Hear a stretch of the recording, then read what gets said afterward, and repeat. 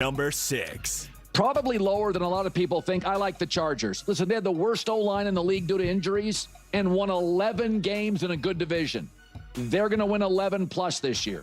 They get Rashawn Slater and Joe Alt back at tackle. They have a ton of cap space, so they've addressed the interior O-line. They also added Mike McDaniel, who I think is one of those coordinators like Detroit's Drew Petzing that's going to be worth a win or 3. And they got a kind of a sneaky Keaton Mitchell, the running back, the speed back from Baltimore, comes over with Amarian Hampton. So I like what I see. I think this is going to be a team that's offense leads the way, unlike last year where defense had to lead the way. I have the Chargers at 6. All right, before I start going on my rant about how much I love the Chargers and how great I think they're going to be, he said, "Oh, I think I have them lower than people think. I need to figure this out already. When we're looking at a top 10 list, when we say, oh, this team is too high. Do we mean that means like they're 10? And so too high means that they're actually worse and that the lower the better. Like that's what cause like oh there I have them too low, or is that mean too low is like you have them at 10th and higher is actually the better number, which is the lower number? I haven't been able to figure it out after all these videos. So I still don't really know how to phrase it. So someone please help me out here. But I mean, so many people I've talked to, so many Chargers fans, because they just don't feel like enough has taken place during free agency. And I actually think, this is what I've been saying, and Colin now just said it, of course, that like this team was already able to win a lot of games with the worst offensive line. And if they just improve the O-line, which they obviously are going to just by virtue of health, let alone any other adjustments, that alone is just so massive. If I told you the Chargers were going to do nothing but spend all, let's say they have, I'm making up a number. Let's just say they have $80,000, $80 million in money to spend in free agency. Okay. And the Chargers said, we did it all on the O-line. People would probably be pretty excited. They'd be like, yeah, it's great. People would be like, I wish that we did a little bit more and blah blah blah blah blah, but like this is going to be huge. We finally fixed our O-line. Look how many games we won last year with a bad O-line. Look what we did now. We fixed our line. Let's go. That alone would be worth all the money. And yet they're already essentially doing that without having to spend the $80 million, combined with the fact that they're also just getting healthier. That alone is huge.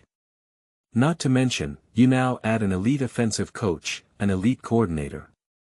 So, with a significantly better O-line, it's hard to imagine that this O-line could be any worse than it was last year, right? Even if some of them still get banged up and it's not perfect, it still has to be at a minimum like 10% improvement. Like at a minimum in terms of just like a pass block win rate going from like low 50s to like 65% or something like that alone will be absolutely massive, massive, massive, massive. And then again, you're combining it with a great offensive coach. If you don't think that those two things combined together aren't going to have a profound impact on this team, then you fundamentally do not understand the importance of coaching and play calling as well as offensive line. And what's crazy is that people continue to still just pick and choose when they want those things to matter. They just continue to pick and choose when an O-line matters and when coaching matters. And to me, I don't pick and choose. It just always matters. It just always matters. So any of the people that want to push back on the Chargers or the fact that they can't give them any flowers for what they were able to achieve last year, it's just like they're just not telling the truth. So the sheer fact that they were able to perform the way in which they were last season, again with questionable coaching and bad offensive line play, now you have great coaching and great O-line play, or at the bare minimum just okay offensive line play. To think that this team won't be better or won't take a legitimate step forward, that's just crazy talk. Of course they will. How can they not? It's like how can they not? How can they not? Like someone will have to explain to me is just because you fundamentally believe. And Then the next level of criticism is the people will say, yeah, but it won't matter in the playoffs because Justin Herbert can't play in the playoffs. You know, like then they take it to that. Like that's how you know that they're trying to change the conversation. They're like, yeah, but it won't matter. They still won't win a playoff game. And it's just like, well, now you're just talking about you just don't believe in Justin Herbert's soul. You question his soul then at that point. And it's like, you're going to start to have question Herbert's soul and his being, in March right now. It's like I don't know what to tell you. I'm like his O-line was terrible in his last 2 playoff games. We've seen what other quarterbacks look like in the playoffs when their O-line is not good enough. They're awful. They're awful. And then in the playoff game before that, Justin Herbert was perfectly fine in his first ever playoff game on the road. He actually played pretty well, but for whatever reason, everybody wants to blame him for that loss. And then it's just, you know, that's where we are. We just round and round and round we go. And then you take it to the next level, which is then the Nick Wright approach, which is just like not only do I question Justin Herbert's soul, but I think it's scarred. I think it's scarred from those playoff losses that there's like a defectiveness now to those are what he said. You know, that's one of his common takes. He has it ironically about a lot of other teams within the Kansas City Chiefs division. Because he has the same take about the Denver Broncos and about Bo Nix. Now, this team won't be able to bounce back. They won't be able to overcome the adversity of losing Bo Nix in with an injury and almost getting to a Super Bowl that it's just going to unravel them. It's like that's interesting. And then another potential competitor, the New England Patriots, the very franchise that threatens the standing of the Kansas City Chiefs' legacy. It's that Drake May is because of that Super Bowl performance. It's just going to be hard for him to rebound from that. It's like, oh, interesting. Very interesting. But hey, man, they said that about the Philadelphia Eagles. He said that about the Philadelphia Eagles. And I don't know. Seems like the Eagles absolutely crushed the Kansas City Chiefs. So, I guess the Kansas City Chiefs have never been able to bounce back from that loss. I mean, have they ever looked the same? Have the Kansas City Chiefs ever looked the same after that loss from the Philadelphia Eagles? Has Patrick Mahomes ever looked the same? I don't think so. I'm just sticking with the same logic. Don't knock me. He looked great against the Buffalo Bills in the AFC Championship game, not so great against the Philadelphia Eagles, and then where's the greatness after that? He didn't make the playoffs. I'm just saying this isn't a take of mine. I'm just simply relaying what the timeline of events were. So don't get mad at me. Don't say I'm being a hater. I'm just saying. So that is fun in the off-season when you get to kind of navigate some of these takes of like why do you doubt a specific team or a specific player? Why do you think that when you are improving you're still going to fail? And that's when you start, that's why I joke about the soul of a Justin Herbert or something. And it's just like, okay, so you're just saying that then Justin Herbert is like fundamentally defective in a way that he just can't compete in the playoffs. And then we're not then it's like then you don't want to focus or talk about the other things that potentially led to failures and now those things should be corrected or improved. And yet you still think the failure will take place. Like it's I'm a super nerd, so I find the logic I always find logic fascinating. You guys know this. I talk about this an obnoxious amount of time. Like when I make these videos and especially if I'm hyper-focused on someone's specific take, it's like I go after the logic. It's like let's unpack the logic. And if we're going to use that logic, if someone's take has, you know, A plus B equals C, well then we have to apply that over here as well. Then you have to explain why you're not applying it over there. Like that's what I focus on, the logic of the argument. And there's a lot of logic as to why the Chargers won't be great that just completely falls apart. The logic that you're using completely falls apart. And the last way I'll drive this home is like you have a team like the Kansas City Chiefs and people are like, oh, they're going to be so much better with Eric Bieniemy now. And it's like, okay, so you believe that, right? You believe that adding Eric Bieniemy will improve the Chiefs. Yeah, absolutely. Okay.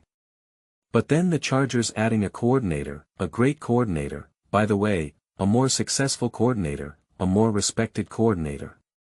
The Chargers aren't going to be better. Wait, what? The Chiefs' O-line is going to be so much better than last year. So, you think that means the Chiefs are going to be better because their O-line is better this year? Yeah. Okay.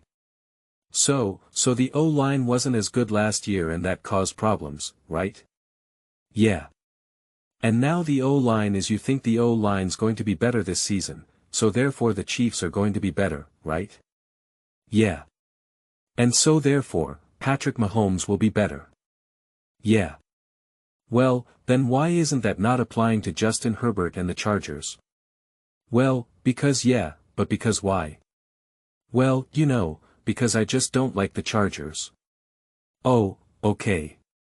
See, that's logic. That's basic. This is like elementary logic. If I used that as an example in a class or something or a presentation, they'd be like, dude, this was the dumbest thing you just said. This is the most elementary basic thing ever. Like, why are you presenting this to us? We don't know this. Like, what are you doing? Are you trying to teach this to 10-year-olds? Like, this is like, what are you doing right now? I'd be laughed out of a conference or something. They'd be like, dude, we're not dumb. And yet, people still want to act like this doesn't exist. And I don't mean like fans. I mean like people in the media, people who are making takes, people who are like, this is the argument. And it's like, if this is the argument, then what is this argument over here? Like it's just basic. It's logic 101. It's as elementary as it gets, and yet we strategically want to ignore it, and it's very much highlighted with the Chargers right now and in ESPN flows. There's other teams, sometimes the Eagles, sometimes the Broncos, sometimes the 49, right? But right now, the Chargers are such a beautiful example of when logic is just mismanaged in sports takes. And it's so beautiful that it coincides perfectly with a rival in the Kansas City Chiefs. And also it's so perfect that it coincides with someone like Nick Wright, who uses that logic all the time to support or explain away issues with the Chiefs and to downplay the Chargers. So that's what makes it so perfect. That's what makes it just, really easy. But I love it because even basic logic I still love to discuss because it's so mismanaged. It's so misapplied. And I find that fascinating when things are more complex. I get it. You get lost in it. I get lost all the time. But I find it fascinating when people mismanage logic in a way where you're just like, you should understand what I'm saying, right? And it's like I do, but I still disagree. And it's like, I find it fascinating, but I'm a nerd, so what do I know? But those are just my thoughts. I'd absolutely love to hear yours. What do you guys all think about the San Diego-Los Angeles Chargers? Colin's got them as 6. Do you think they're going to be able to take a step forward? Do you think this is low or high? Please tell me if you think it's low, what that actually means. And if you think they're too high, then let me know what that exactly means. Again, I went on this whole logic and stuff, and yet I still can't figure out the low and high. I just don't know. So, let me know your thoughts. I read every single comment. It's whether you agree with me or disagree with me.